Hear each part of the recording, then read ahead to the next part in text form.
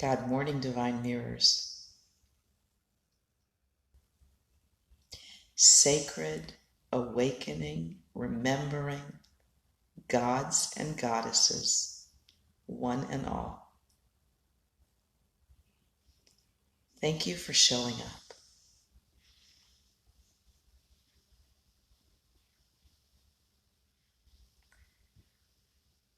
The I am, God morning, Christian,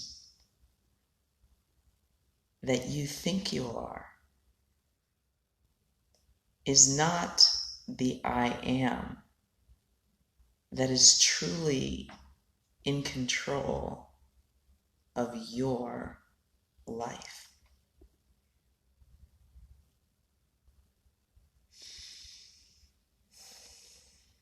God, goddess, plans. Oops, that's not what I meant to say. Human plans. And God, goddess laughs.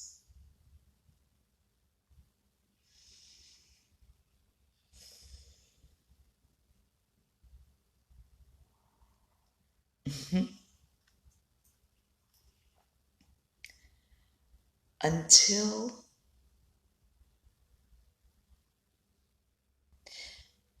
she discovers all that she is actually in control of.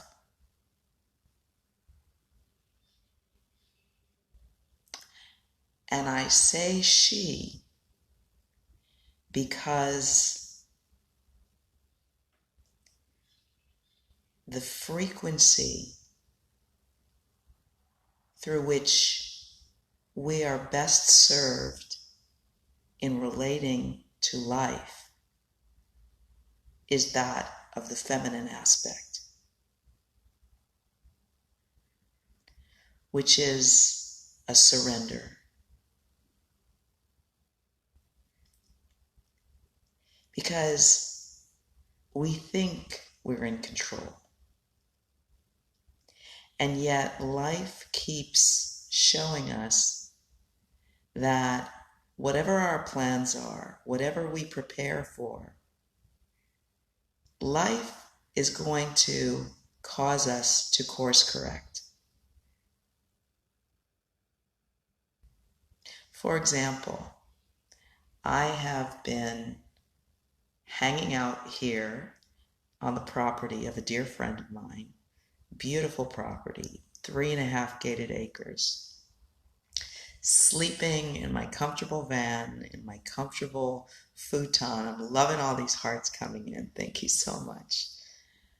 And patiently awaiting the availability of a room that a number of different steps needed to happen in order for the room that I humbly requested would be my preference to be in or to be available.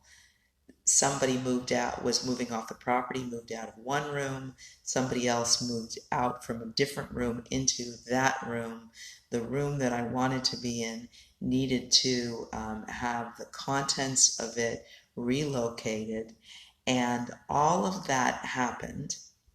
And when I first saw the room, I humbly asked my hostess if she would be willing to paint the room because there's cracks in the paint, like pretty severe cracks of chipping in the ceiling of the room. There had been a pipe burst in the property, and there had been some renovations that took place, but not in this particular room.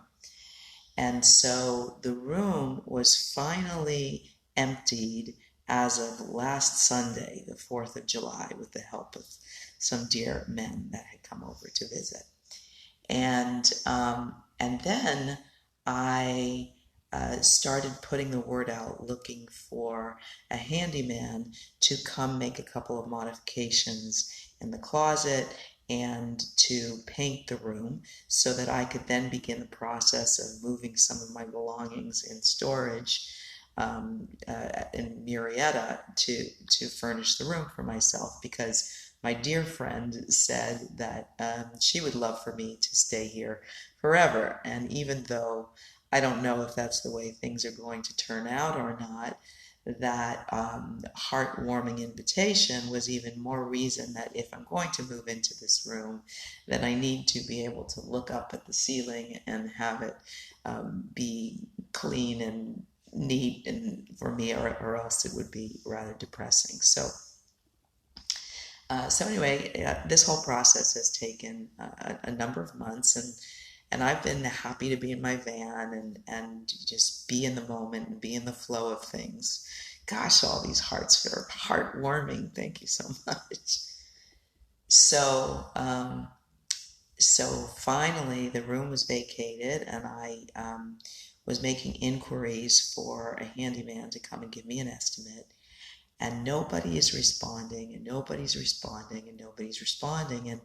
And I've been living a faith-based life for long enough at this point that I trust, and I'm constantly looking for, signs and openings. It's like waiting for the Red Sea to part for the energy to flow. And if it's not flowing, I know that I don't have enough information yet. And my work is to simply trust and cultivate my ability to be present and wait for more information. So, and at the same time, it's fun sleeping in my van, and I'm also tired of it. I'm ready to ground someplace. And so anyway, so there's this lovely young man who lives on the property here, and he triumphantly walked into the kitchen a couple of nights ago saying that he had helped somebody else on the property fix something that she was having a problem with. And I was like, "You're pretty handy, aren't you?" And he said, "Yeah, well, I have this drywall and construction experience, and yeah, I'm pretty handy." And I said, "Well, I'm having a hard time finding a handyman to do this job. Do you think you can come take a look in this room and see if you can do it for me?" And he's very sweet, and he comes in the room and he quotes me like $50 on the closet project, which is totally cool. And then we look at the ceiling, and now because of furniture and things are out of the room, he's able to take a look at this room in a way that he's never done in all the time that he's lived here. And and he's seeing that the walls are swollen from the moisture, all the water that is in the drywall, and that the molding at the base of the wall is kind of separating from the wall, and then the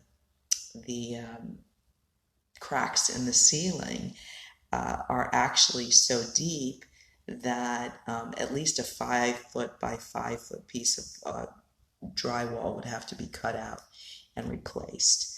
And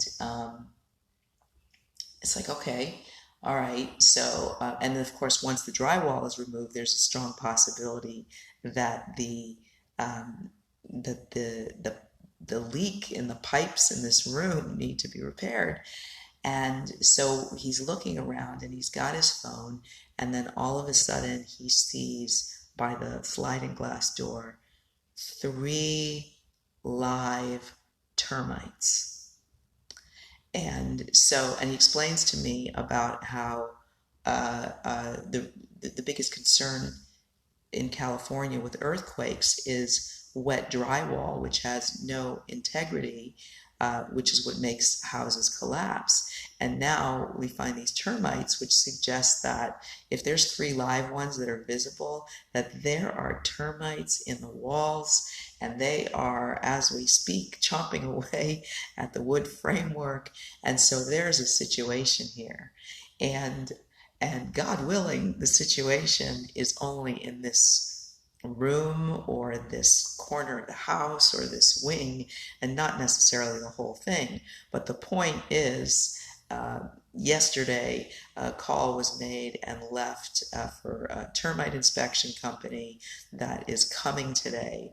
And so what has been unleashed here is a major problem because the walls will probably have to be broken down and the drywall replaced in all of them, and whether the house needs to be fumigated, and all of us have to go someplace else with 5 dogs, or whether the whole thing needs to be tented, and it's like, so man plans and goddess laughs.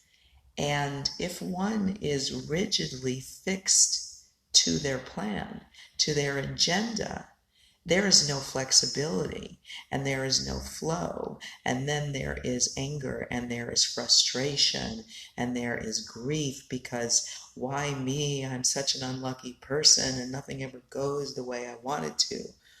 But if one is flexible, and if one has a sense of humor and trusts the divine intelligence, the source of all that is, that if we let go, if we trust the ease and flow, then whatever is going to come is going to be greater than whatever we imagined. And cultivating patience is a great virtue, right? So what came to mind for me today was I remember when I was in college and I was taking a tennis class, and the stance is all about being on the ball, facing forward and being on the balls of your feet so that you are ready to pivot left, pivot right, depending on which way the ball is coming. Whereas if you're standing fixed on the ground, it's going to be harder to move. So giving yourself permission to be flexible, to be open, to be detached from outcome, trusting that even though you may have a loose idea of what you're wanting, God has a greater plan in store for you. And the only thing that we're in control of is listening to the secret, silent soliloquy that's going on inside of our heads, and determining if it is positive and uplifting to us, or if it is causing us to fear or berate ourselves or worry in any way, shape, or form, or regret or anything like that. Because I could be sitting here going, oh my God, I wasted so many months of my life waiting for this room, or oh my God, I put my hostess through so much trouble by moving all these things around.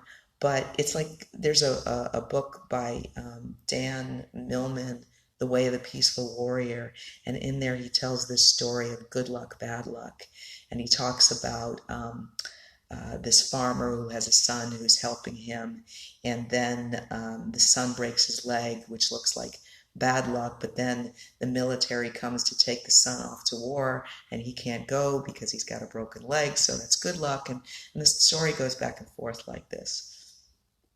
So the point here is about releasing the illusion of control and being in the feminine aspect, which is in flow.